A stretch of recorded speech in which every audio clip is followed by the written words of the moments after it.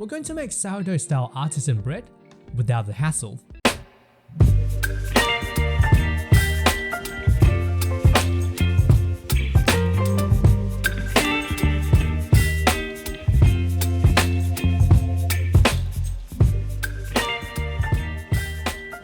G'day guys, how's it going? Welcome back to Sam's Home Kitchen, where I bring to you budget-friendly recipes with sustainability in mind. So my personal baking experience probably goes back about 3 years. Like a lot of people at the start of COVID, started making sourdough at home. I persisted, and I think over the past 3 years, I've made about definitely more than 100 loaves. So I would say I am no longer a beginner baker. So with all of the experience that I accumulated, I just want to share that with you and kind of show you that home baking is actually really easy. We're going to make these really beautiful artisan, or typically called sourdough bread, but with just yeast, and we're going to make beautiful crusty bread with like all of the scoring on top, and then have like a beautiful rice with yeast, and without having to maintain your own sourdough starter, as good as tasty as they can be, they are a little bit of hassle to kind of keep alive, and everything described in this video can be and is achieved with just a standard home oven. Before we get into the recipe, if you like cooking at home, if you like saving money, if you appreciate these kind of videos serving as not just a tutorial but also inspiration of how you can be a little more intentional on your day-to-day, give the video a like and leave a comment down below what other videos, what other recipes you would like me to explore. I would really appreciate your feedback. Thank you so much for doing that, and let's get cooking. So we've got bread flour, we've got water, we've got salt, and then our leavening agent, which is yeast, and we're going to try to get that really cool crust, really nice on top of our bread that we're going to produce. So that's all we've got for you, so we'll get going. So to start off, working with the scale here allows us to be spot on with all ingredients. Start with the yeast. We don't need much. Measure out just 2 grams of yeast. To mimic what makes sourdough bread special, we want the process to be low and slow. So a minimum amount of yeast allows us to proof the bread nice and gentle over time. I've mentioned multiple times, I keep my dry yeast in the freezer, and it's still going strong being over 3 years old. That is 21 years in dog's year. Sunday morning, Sunday tanning. Love you more than words, mister. Next, take the scale and add in a good dash of lukewarm water to dissolve the yeast. Give the yeast mixture a quick stir. And then top it up with room temperature water all the way to 300 grams. After that, we add in 400 grams of bread flour. That will give us a 75% hydration dough, which is calculated based on the weight of water over the weight of flour. 6 grams of salt, which does 2 things here. It seasons the bread and encourages gluten formation. Now, that is all of the ingredients we need to make our bread. Grab a spatula and get mixing. Due to the high hydration nature of the dough, it can be sticky at the start, so using a spatula helps us minimize the amount of mess this can cause, and thank me later. Mix the flour and water until it's roughly combined and no more dry flour can be seen in the bowl. We can now stop, give the bowl and spatula a quick clean. Now we rest the dough for 20 minutes for the flour to drink up the water. 20 minutes is up, we come back and mix the dough. I'm using this method called rhubarb method. Basically just pretend your hand is a dough hook and mix the dough in a hooking motion. This technique mixes the dough while encouraging little stickiness to reduce the mess. It also builds the gluten strength up at the same time. The phrase gluten strength took me quite a while to wrap my head around, but just think of it as the dough's ability to trap air in. The stronger the gluten, the better it is to hold air bubbles in. Once the dough is uniform in consistency, we can stop. Should only take about 5 minutes. Alright, so don't get too worried or too scared about this process. This is the messiest step out of all, and once we're done here, once we've done the rhubarb, the mixing method, the rest is fairly straightforward, and we won't be making so much of a mess from here on. 20 minutes break, and we come back with a bowl of water to help us with our stretch and folds. Dip both hands in to prevent dough from sticking. Hands in the bowl. Grab the middle of the dough to stretch it as high as possible. Fold one end of the dough under, like what you can see. Pull the middle right up again to stretch the other half and tuck the other end right in. Turn the dough 90 degrees and tuck the top and bottom underneath.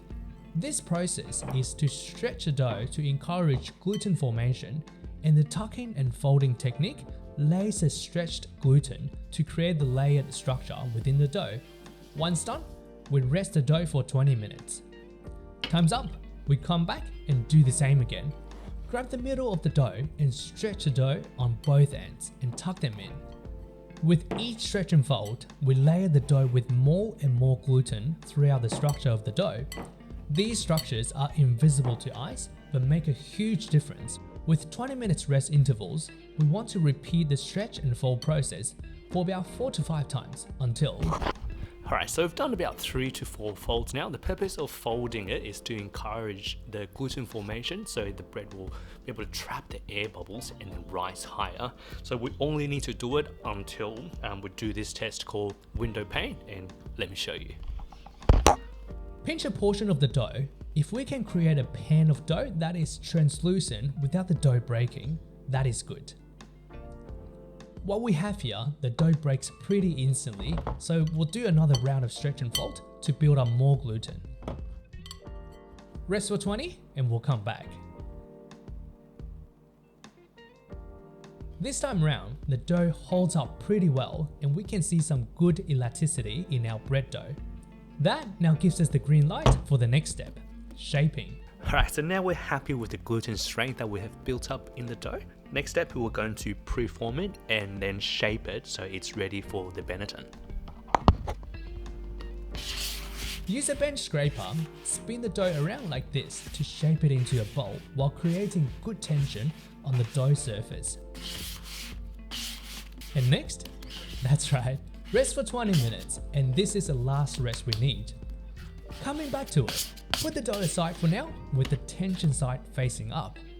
Grab a small amount of flour and lightly dust the workbench. Use our bench scraper and we want to move the dough over to the dusted bench. Very important here. Now, flip the dough and put the tension side down. Use both hands and gently stretch out the dough. We're not making pizza here, so don't go too crazy. Once we have a bit of a triangle shape, we fold the left side into the center about 2/3 the way, and do the same for the right side in. Grab the top end of the dough and fold or roll it downwards like you're rolling a burrito towards yourself. Pinch up seam side the tiniest bit to make sure the dough stays. Here, I'm doing a quick stitching to keep it in shape. Last step, I roll the dough up again for the last time. The process here is to build the gluten structure in the bread and create some good surface tension for the bread crust to form. Seam side up and into the Benetton. Just for extra security, I like to do more stitching, which is just pinching the doughs together by pulling small bits in across.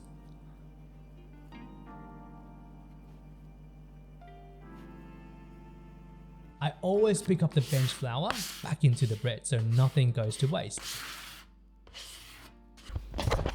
Alright, so now our bread is all shaped and formed. It's gonna go in the fridge to become retarded. Controversial word to use for bread, but essentially it's going to slow down the whole fermenting process and kind of get time to work into it to produce more flavor. And after 6 to 8 hours, or you can go up to 24 hours sitting in the fridge, they'll also cure the exterior of the bread. So it forms a bit of a shell, so when we put it in the oven, it will get a better expansion and better rise to give you a really beautiful crust and beautiful bread.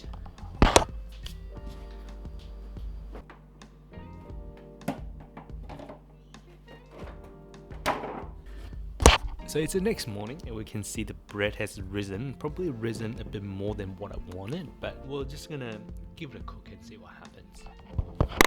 Bread onto our baking sheet. I'm a big fan of this silicone reusable baking paper. This same sheet has baked me over 100 loaves and at the same time reduced 100 sheets of paper waste for me.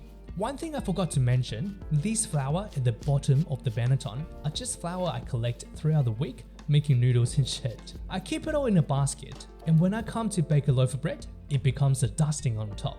Now, scoring.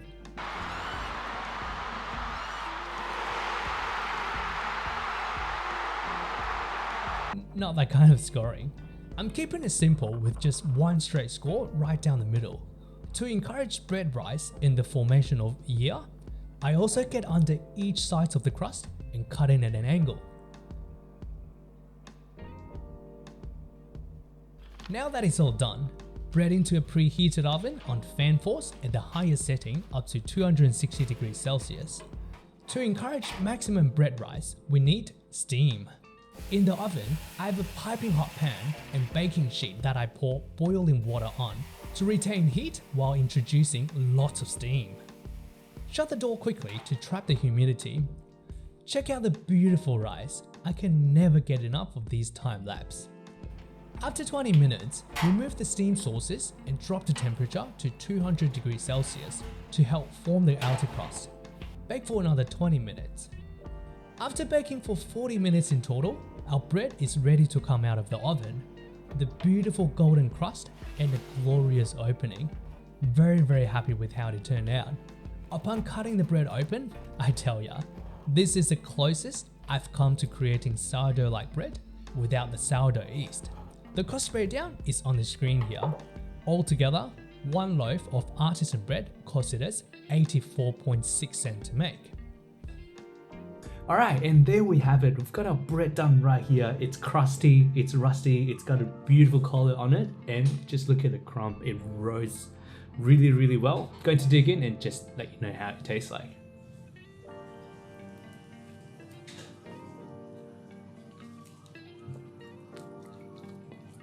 The consistency and the texture is on par with the usual sourdough. The crust on the outside is super crispy and holds the inside of the bread super well. I'm really amazed with the crumb that I was able to achieve with just yeast, and the really moist and soft inside is such a great contrast compared to the freshly baked crusty exterior, and this is something that you don't get from store-bought bread at all. Like, you gotta try it. You really gotta try it. I went through a few trials and errors and failed a few times and really found out that to reach a similar consistency as sourdough, the amount of yeast needs to be reduced. So this goes into a slower process, smaller rising and fermentation process, rather than yeast just churning through all of the carb and protein to basically blow out the bread too fast. If you go to an artisan bakery and try to buy a loaf of sourdough, it easily costs you $8 to $12. And with this loaf right here, it costs us this much to make. The flavor and everything that comes with it, it's unbeatable.